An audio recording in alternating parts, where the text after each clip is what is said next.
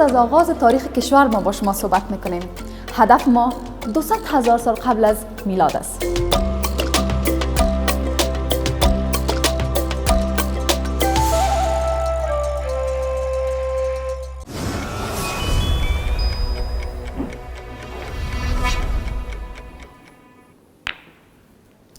زمانی که انسان‌ها با کمک سنگ زندگی خود را پیش می‌بردند.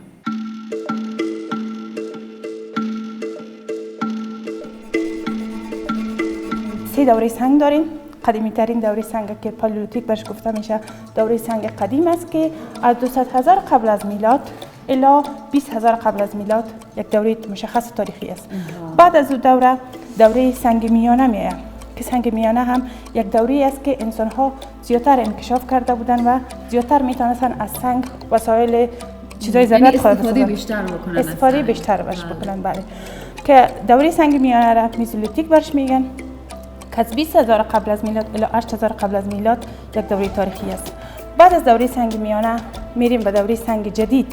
در ویترین ما شما آثار را میبینیم که مربوط به دور سنگ جدید است، نیولیتیک برش میگیم که در یک زمان همچنان برش میگیم که صیقل سنگ به وجود آمد. یعنی انسان ها میتونستن سنگ با یک سنگ دیگه با یک شی دیگه اینا تراش بکنن، صیقل بتن و آثار خوبتر را اینا به وجود بیارن که بتونن به زندگی روزمره خود از او استفاده بکنن.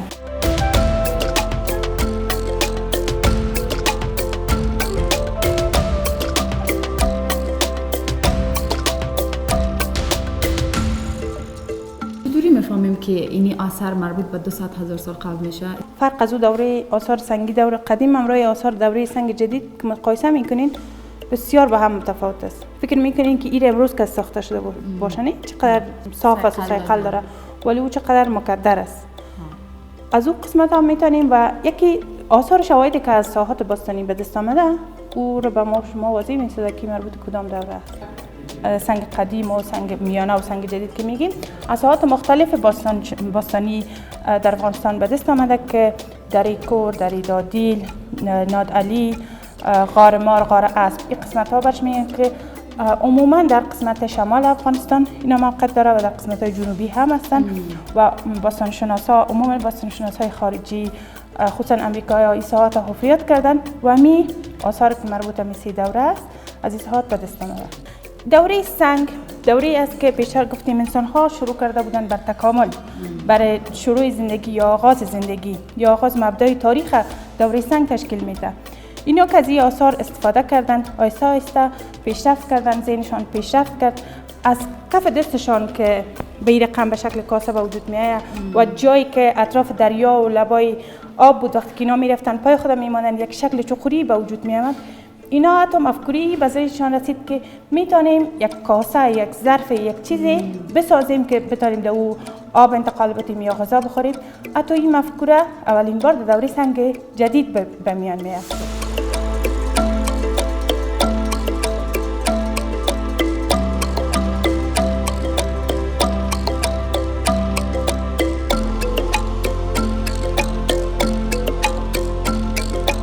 آثار سنگی مربوط به 1000 سوم و دوم قبل از میلاد، گلوله سنگی احتمالاً وزنه، سنگ‌های ساینده و دیگچه سنگی. مثلا شما این سنگ رو می‌بینید که مثل دستکال برداشته میشه به عنوان وزنه در موزیم ازش یاد شده.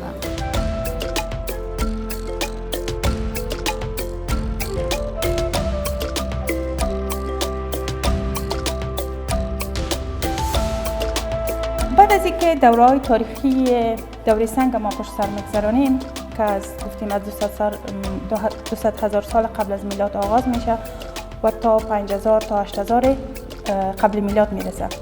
وقتی انسان‌ها از این دوره تاریخی می‌گذرن به دوره جدید اینا میرسن که دوره جدید به نام دوره برنز برش میگن. یعنی فلز برنز بر اولین بار انسان‌ها فلز کشف میکنن.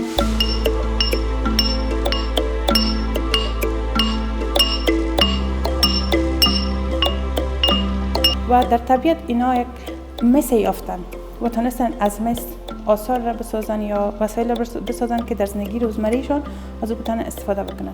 بعدها انسان ها از ترکیب قلعی با مس توانستن فلز برنز کشف بکنن و از این فلز برنز اینا آثار را ساختن، وسایل ساختن که در زندگی روزمره خود از او استفاده میکردن. زراعتشان انکشاف کرد، مالداریشان انکشاف کرد، حتی سیستم آبیاری و کانالیزاسیون چیزا توانستن که بسازن. نظر به این آثار که ما داریم از این ساحات که سرنیزه ها، سونوکای پیکانی ها است، احتمالاً که اینا هم برای شکار حیوانات استفاده میشه، هم به خاطر توسعه بخشیدن به اقتدار حکومتشان شاید استفاده میشه که ما در این ویترین این آثار داریم. دوره برنز، وقتی که ما دوره برنز در افغانستان حفریات شده، آثار که از این ساحات به دست آمده، همین آثار که شما در داخل موزیم و در ویترینا میبینین و این ساحات شامل دشلی تپه، شورتوغی، تپه فلول، هزارسوم سمنگان است و یک ساحه مشهور دیگه است ساحه مندیگک است که در قندهار موقعیت داره. این ساحه است که ما آثار برنز از این ساحات به دست آوردیم.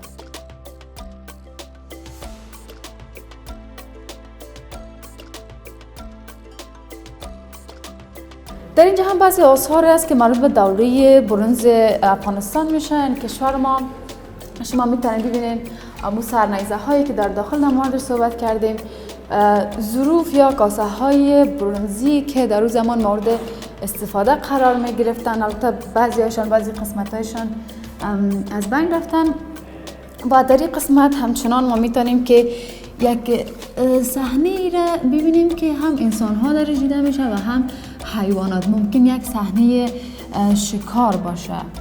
آثار که ما شما در این ویترین میبینیم هم مربوط دوره برنز است که 3003 قبل از میلاد گفته میشه، 1003 1002 قبل از میلاد، که ما در اینجا یک تبر میبینیم که سر یک شیر و مجسمه یک شیر و یک مار در روی زی است که هر دوی از این نماد قدرت است. و اینجا هم ما علقه یا کرای دستبند داریم که احتمالاً خانم‌ها یا مردا مشخص نیست، شاید از این استفاده میکردن. اینجا ما مهرها و تابعه ها داریم.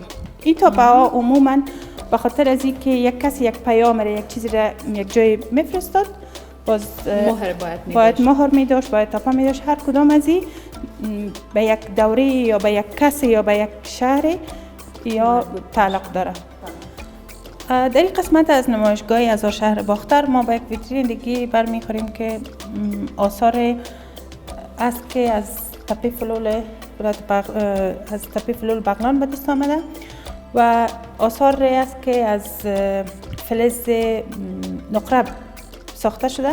در این ساحه باستانی این ساحه تصادفی کشف شده توسط حاقین که اونا در یک منطقه مصروف کشت و زراعت یا خودان بودن. به طور تصادفی اینجا یک تعداد آثار را پیدا کردن که از طلا و از نقره ساخته شده بود. متاسفانه به خاطر از اینکه بتونن اینا را بین خود به طور مساویانه تقسیم بکنن، اینا توته کردن و میخواستن تقسیم بکنن، ولی خوشبختانه دولت از این موضوع آگاهی پیدا میکنه و اینا میارن، چون یک چیز بسیار مهمه را در باستانشناسی و معرفی تاریخ افغانستان بر ما بیان میکنه. من قبل از اینکه در موزیم اینا را ببینم فکر میکنم تصویرشان در جای دیگه دیده بودم و بسیار برای ما جالب بود که بیایم از نزدیک ببینم که اینا چی هستن. هنری که درشان به کار گرفته شده بر ما بسیار زیاد جالب است. اگر ما مثلا فرض کنیم چون کشور ما یک کشور تاریخی و باستانی است، ما در کدام قسمت از کشور ما یک اثر را پیدا میکنیم، باید این را بفهمیم و بدانیم و سوادش را داشته باشیم که ما حق پارچه کردن، توته کردن، فروختن، قاچاق کردنشان نداریم و او یک اثر ملی هست. باید انتقال بیافته به موزیم ملی تا در اینجا بهترین شکلش نگهداری شود و در مورد تاریخ کشور ما درش تحقیق شود. شما موزیم بیاین، در هر اتاق در هر دوره تاریخی که برین حتما با معلوماتی که بسی زبان در ذکر شده، معلومات مختصر روبرو میشین، میتونین بخونین و معلومات کافی را در رابطه با آثاری که در اینجاست بگیرین.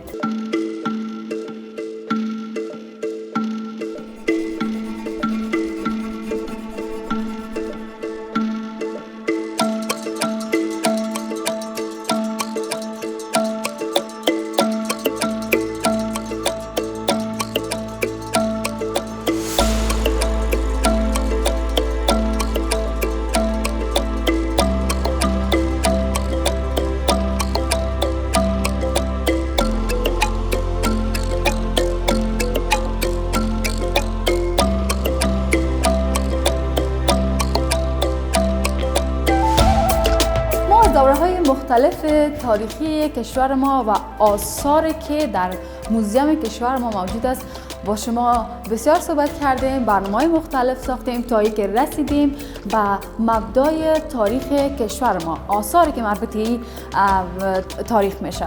فعلا ما در منزل 2 موزیم ملی کشور ما هستیم که ما به تمام اتاق‌ها رفتیم و هر چیزی در اینجا بود با شما در میان گذاشتیم و همچنان حالا این زینه مرا به منزل قسمت میرسانه که مربوط به